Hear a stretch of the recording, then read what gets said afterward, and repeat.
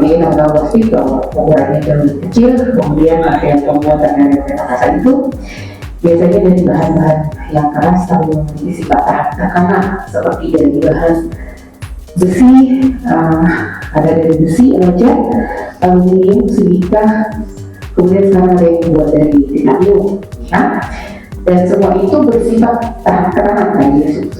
Dan kalau dari roket air ini kita buat dari bahan monoplastik seperti ini ya, tapi tidak semua monoplastik bisa dijadikan roket. Yang dipilih adalah kemasan monoplastik di semua soda. Jadi kalau disebut semua soda berarti identik ya.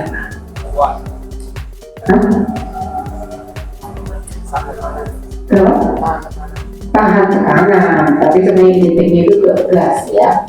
Karena setiap minuman soda itu ada gasnya. Dan gas memang tidak akan digunakan, biasanya dia membuat tekanan.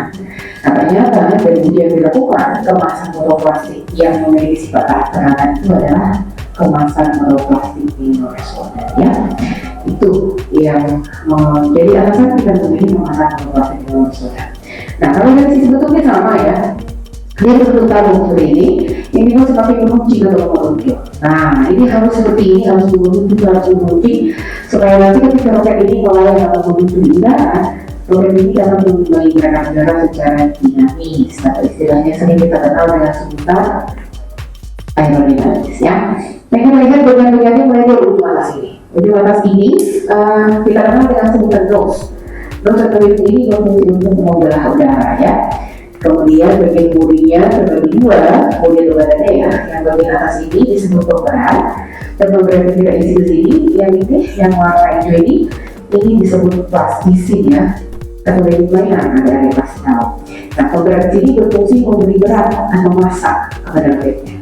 Dan sedangkan yang bagian bawah ini adalah vessel-nya, vessel atau ruang besi.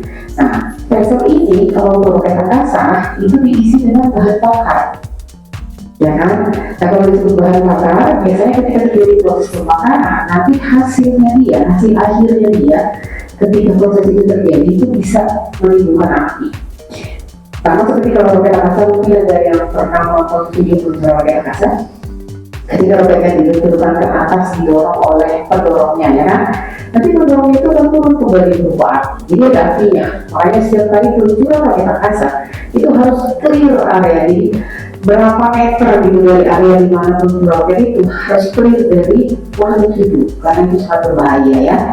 Nah roket air ini juga berbahaya sebenarnya ya kan.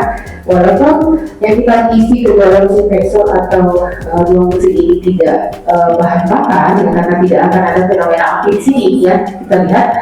Tapi kita menyebutnya sebagai bahan energi, tapi bukan kalau ini juga tidak berbahaya ketika mengenai orang ya, atau mengenai benda itu bisa merusak juga, bisa lukai juga gitu ya.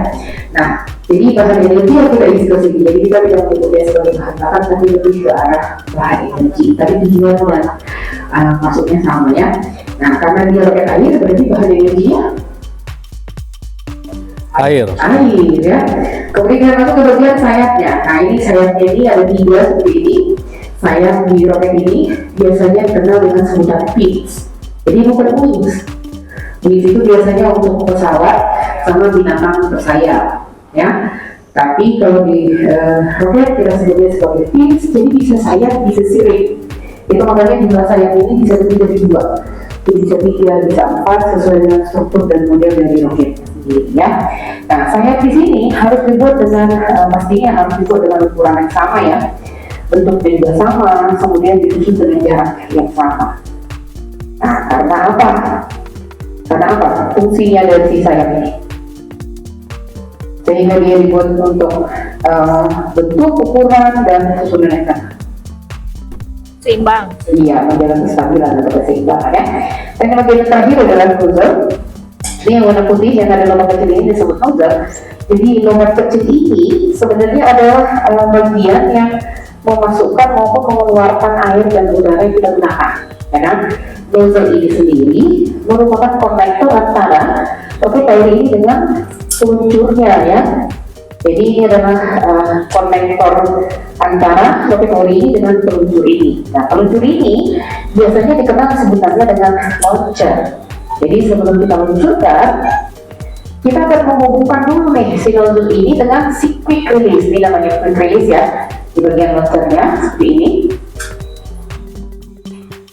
Nah, setelah dia connect, baru kita sesuaikan di sudutnya. Nah, biasanya sudut yang memaksimalkan kecepatan ini apa? Sudut berapa derajat? 45. 45. Jadi kira-kira begini nih. Ini ya. Oke, harusnya ada unsur derajat di sini, tapi unsur derajatnya masih dalam perbaikan. Oke. Nah, setelah itu baru kita akan menambah tekanan udara. Itu makanya kita butuh pompa ya. Jadi pompa ini nanti akan mengisi tekanan udara sesuai dengan kapasitas dan target kita. Maka di sini ada alat ukurnya nih. Ya kan? Sama seperti kalau kita akan mengisi angin mobil, motor, harusnya kan ada tekanan yang pas gitu, jadi jangan sampai berlebihan. Karena kalau berlebihan bisa juga, tetap juga dia bisa meledak gitu, karena kapasitas tekanan udara yang berlebihan itu. Nah, di sini alat ukur untuk menentukan tekanan ini disebut namanya dengan manometer dengan satuan PSI ya. Dan yang terakhir, nah kalau ini Bapak Ibu pasti sangat familiar, ini kalau sepeda kita kenal sebagai rem atau stang ya kan, tapi kalau di launcher ini kita sebut sebagai trigger.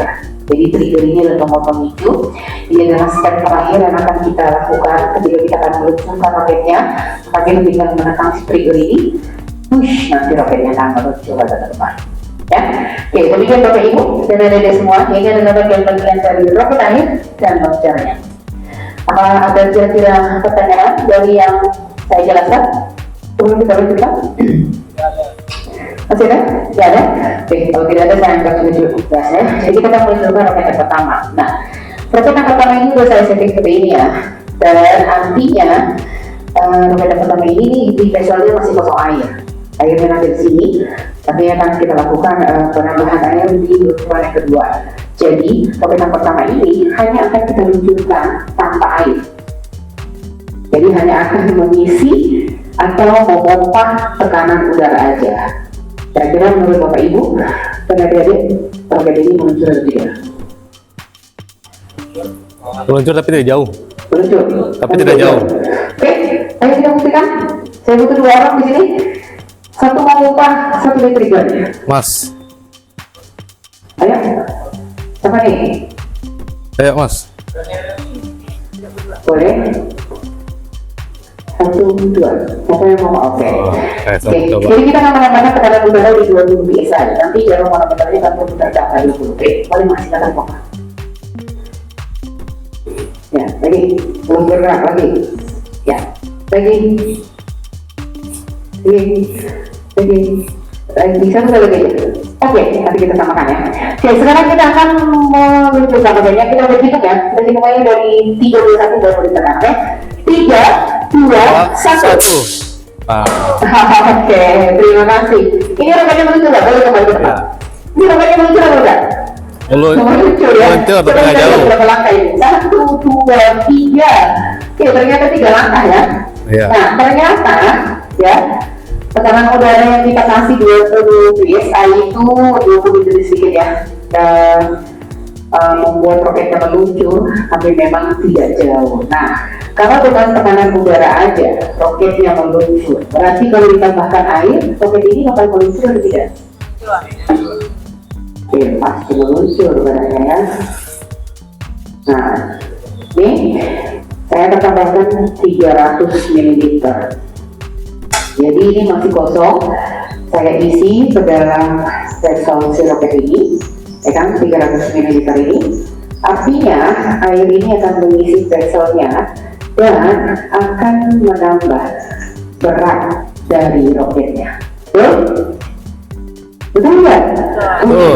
Berarti karena roket ini sudah bertambah beratnya 300 gram, ya kan? Kita pakai versi 2 mili. Kira-kira apakah roket ini akan meluncur lebih cepat atau lebih lambat? Cepat. Hah? Tekanannya tetap sama dengan yang pertama, di 20 PSI. Jadi tekanan tetap, bedanya ada air 300 mili. Lebih cepat atau lebih lambat? Lebih cepat. Kenapa lebih cepat? Karena tekanan air. Hah? Airnya menekan udara untuk keluar. Airnya. Tekanan air. Tekanan air. Tapi kalau misalnya kecepatan itu kan berbalik dengan berat, ya nggak sih? Semakin berat biasanya akan semakin lambat, semakin ringan biasanya akan semakin Iya. cepat, ya kan? Iya. Berlaku begitu Pak di roket ini. Kayak itu Mbak, kayak Coca-Cola kocok-kocok itu kan ada air kan, ada udara dilepas, cus. Kayak gitu tekanan airnya. Tekanan air, kita di sini tidak memakai tekanan air, adanya tekanan udara. Iya, maksudnya udara mungkin. Oke, ayo dibuktikan. Boleh dua orang lagi, ayo. Lagi Mas, Iya. nyoba lagi. Oke. Oke. Kamu yang nembaknya, kamu yang nembak tuh. Terus mandi dulu ya. Ayo, siapa nih? Ayo, lagi. Ada yang mau? Adanya. Ini tinggal ngecek sebenarnya ya. Ini yang lebih dewasa bisa ngomong Pak. Yang kecil begini sih. Sore. Oh.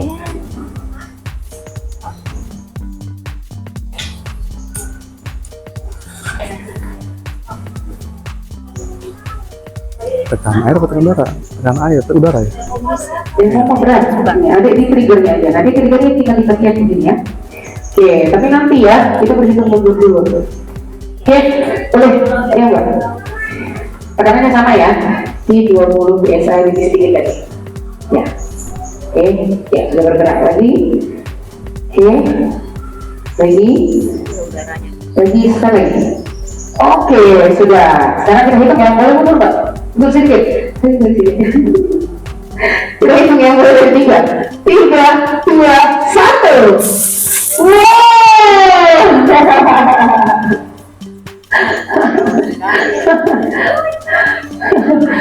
Kenapa bukan ada yang penting? Itu nggak berat. Ya.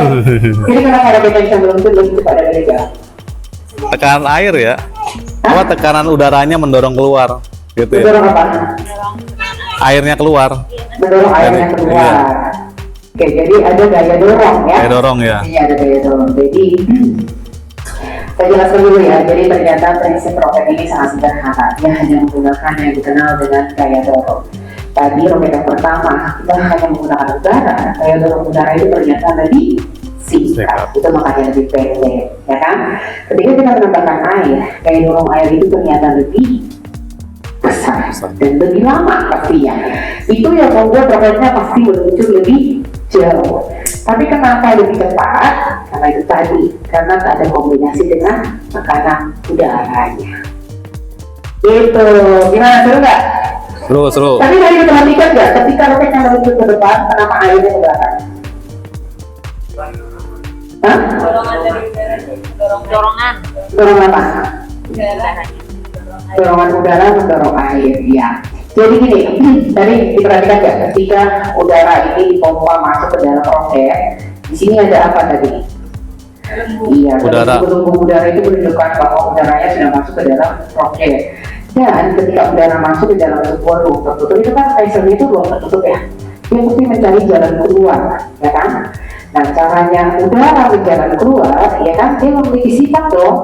Dia akan menekan ke segala arah. Jadi ketika tadi tombol triggernya ditekan, maka udara akan menekan air, sehingga air akan memberikan dorongan aksi dorongan sebenarnya, aksi mendorong roket sehingga roket memberi reaksi meluncur lebih jauh dan lebih cepat.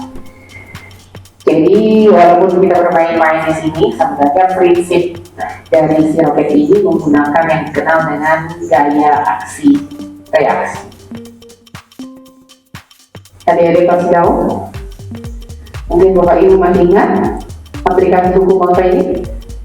Gaya aksi reaksi sangat terkenal sebenarnya ya. Gaya aksi reaksi yang sama besar tapi akan berlawanan arah. Apa ya? Lupa. Ya nggak sih? Iya. Jadi hukum aplikasi hukum apa? Lupa ya, hukum Newton ya. Sama kayak tarik menarik. Jadi aplikasi hukum ketiga. Sebenarnya di roket ini 1, 2, 3 itu ada, tapi yang lebih terlihat jelas adalah di hukum ketiganya. Gitu. Gimana? Betul. Seru? Seru. Ada yang mau ditanyakan kira-kira? Tidak, cukup. Nggak ada? Oke. Bapak ini baru datang atau sudah berkeliling? Sudah. Ada yang sudah berkeliling, ada yang udah datang mungkin. Oh, ada yang baru datang, ada yang berkeliling. Oke, kalau tidak ada pertanyaan lagi, berarti boleh saya tutup ya. Ya. Ini adalah sesi terakhir. Kalau tidak ada pertanyaan lagi, saya tutup. Terima kasih semua Bapak Ibu sudah menyaksikan demonstrasi peluncuran material di Indonesia Science Center. Bina yang masih berkeliling, selamat bermain dan belajar di Indonesia Science Center. Bila saya akan pulang, ya semoga ada kesempatan lagi untuk berkunjung kembali di Indonesia Science Center. Jadi semua sampai bertemu kembali ya. Bye-bye. Terima kasih. Bye.